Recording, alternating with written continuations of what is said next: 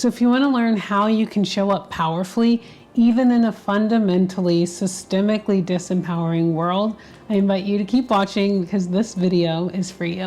Hi, I'm Brittany Rochelle and I'm an anger alchemist, teaching you how to alchemize your rage to live a magnificently melanated life. And today I'm going to share with you this 3-step process that can help you show up so much more powerfully through doing a kind of counterintuitive or something that we don't always think about, but it's so incredibly game-changing. All right, so as Black and brown people, we already know what it is. I don't really need to tell you all of the different ways that we are systemically oppressed and targeted and repressed on a daily basis and in our daily lives, and also the compounded impact of that year after year, decade after decade, and the way that that can so easily and so systemically and just like slowly erode our sense of our own power, our own worth, our own beauty, our own capability in life. And I don't really need to tell you all that because you already know what it is. And so I really want to spend this time talking about one of the most powerful ways that I've found in myself and also with working with my clients in order to really continue to constantly replenish and empower ourselves, even in a world that is consistently and very dedicatedly working to disempower us in very subtle and very large ways. And so this is all about safety.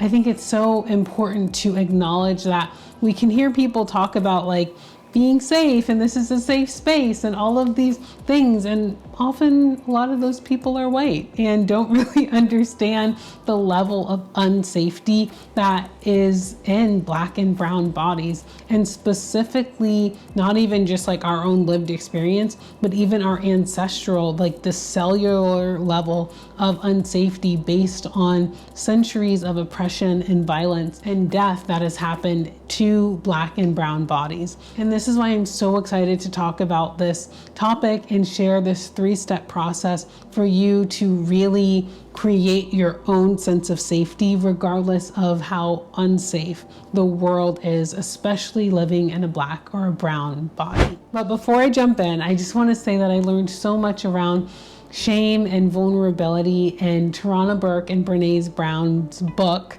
You Are Your Own Best Thing. And in that book, I want to give credit to this amazing author who talks about how those of us who live in Black skin are often so vulnerable in so many ways, in terms of gun violence, in terms of education, in terms of food deserts, in terms of microaggressions, in so many ways. But one of the most powerful things that those of us who are systemically vulnerable can do is to really tap into our own emotional vulnerability. And this leads me perfectly into step 1 of this process, is to really redefine safety. And so when we think about really safety and what that looks like in a Black or a brown body, it's very different and will inherently be less safe than those who have privilege and the systemic structures at work in our lives. But it can also be incredible to redefine this word safety. And what does that mean for you? Knowing that this can often be internal safety, that we may not be able to completely change the world yet, but we can start with changing our own internal world and creating a space within ourselves, even if it's only for ourselves, where we get to be safe. And in my experience and in those of my clients, especially in anger alchemy, it's all about creating a place where we're safe to even acknowledge our rage or acknowledge our hurt or our grief or our disappointment or our deep disillusionment with certain goals or dreams that we had for ourselves. Being able to redefine what this word means is absolutely critical to be step 1. And step 2 is to create a body-based or a somatic resource of safety. And so as leading trauma experts, people like Resmaa Menakem, people like Dr. Peter Levine or Dr. Bessel van der Kolk will tell you that trauma, all of these little experiences from living in a persistent, traumatic, stressful environment to the slight microaggression that you just had yesterday, they all actually live and absorb and can stay, if we don't work on them, in our own bodies. So they aren't something that happens in our minds or our mental state alone. They can actually live in our very cells, in the tissues of our bodies. And although this can be wow, now I'm even now it's in my body, now it's in my tissue, what can I do? The good news is that the solution is also in our bodies as well, is also in our very tissues and in our very cells. And so when we think about first redefining safety for ourselves, for our own lived experience, and then creating a resource within ourselves of what safety would be like. And if you don't know what I mean by resource, check out my other videos where I talk about that more.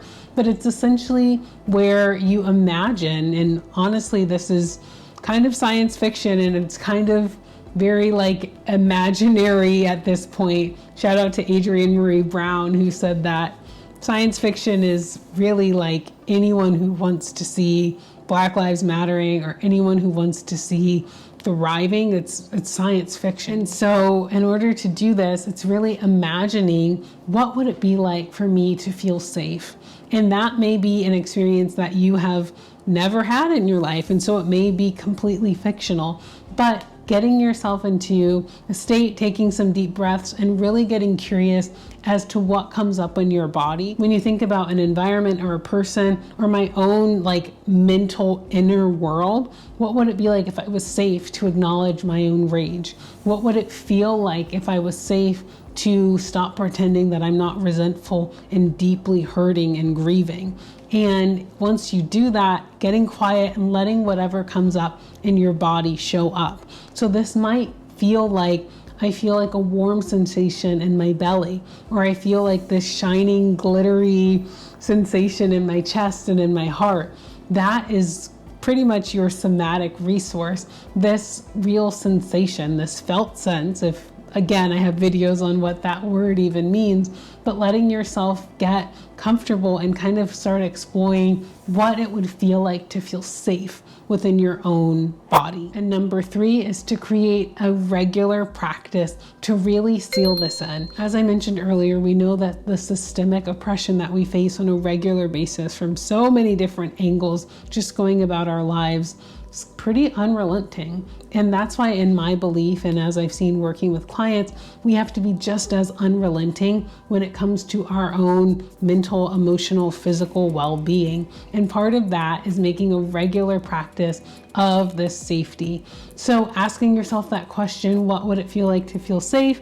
And if we're going with the example of I would feel this warm sensation in my belly, it's taking a few moments every day. This can literally be 30 seconds to 2 minutes where you get in touch with and you imagine that warm sensation in your belly over and over and over again. And it can be really great because you can do this in literally 30 seconds to touch in with yourself and to come back to that sensation, come back to that memory 3 to 4 to 5 to 1,500 times a day, just to check in and to give your own body, your own internal state, that sense of safety. And you can do this with love, you can do this with acceptance, you can do this with belonging, really anything. But it's such a beautiful, very simple and short practice to be able to really cultivate and build up an environment where we do feel safe, where we do feel loved, if by no one else, ourselves. And so I really hope that this process is helpful for you. I encourage you to try it on. If you'd like to get even more free content around how to really get in touch with your own body, how to fully embrace your own Black or brown lived experience in a way that doesn't whitewash your existence, I invite you to check out my absolutely free ebook called Melanin, a Reclamation, where I share more body-based tools and tips. And if you'd like to really dive even deeper into your body and to work with a trained somatic coach, I invite you to check out one-on-one coaching with me. Either way, I really hope that you check out this process, try it on for size to give yourself the safety and the empowerment in a fundamentally disempowering world.